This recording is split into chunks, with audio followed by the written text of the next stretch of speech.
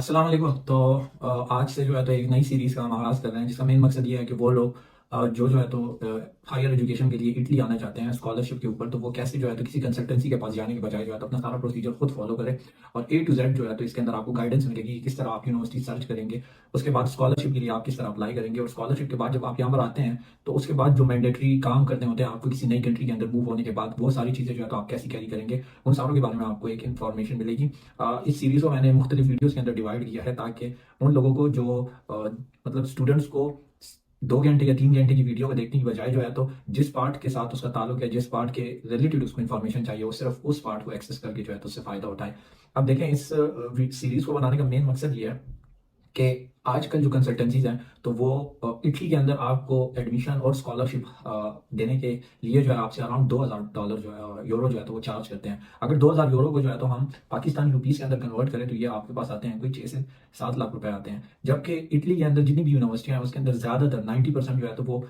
जब आप किसी एडमिशन के लिए अप्लाई कर रहे होते हैं तो उसकी एप्लीकेशन फीस जो होती है वो नहीं लेते। तो ज़्यादातर यूनिवर्सिटियां जो है तो उनकी एप्लीकेशन फीस नहीं है। जबकि जितने भी कंसल्टेंसीज हैं वो आपको बोलते हैं कि 1,000 यूरो जो है तो वो आपकी स्कॉलरशिप है, और 500 या 700 यूरो जो है तो ये आपके एडमिशन पर खर्चा आएगा। तो यहाँ से ही आप अंदाज़ा लगा सकते हैं कि वो काम जो आप खुद कर सकते हैं अपनी सुस्ती की वजह से या अपनी लाइलमी की वजह से जो है तो आप वो काम जो है तो किसी कंसल्टेंट के थ्रू कराते हैं। तो इसके अंदर मुझे देखें, इटली के अंदर स्कॉलरशिप लेने के अंदर या एडमिशन लेने के अंदर इसके अंदर कंसल्टेंसी का कोई भी मेन रोल नहीं है।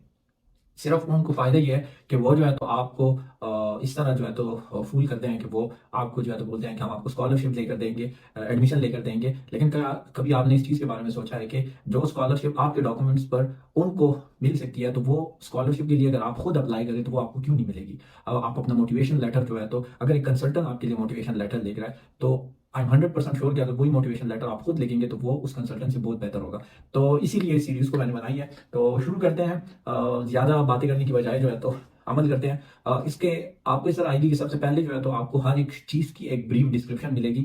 एक ओवरव्यू मिलेगा कि इस चीज़ के बारे में क्या इन्फॉर्मेशन है, और फिर दूसरा जो प्रैक्टिकल पार्ट होगा उसके अंदर मैं आपको स्टेप बाय स्टेप बताऊंगा कि किस तरह आप प्रैक्टिकली जो है तो अपने काम खुद कर सकते हैं।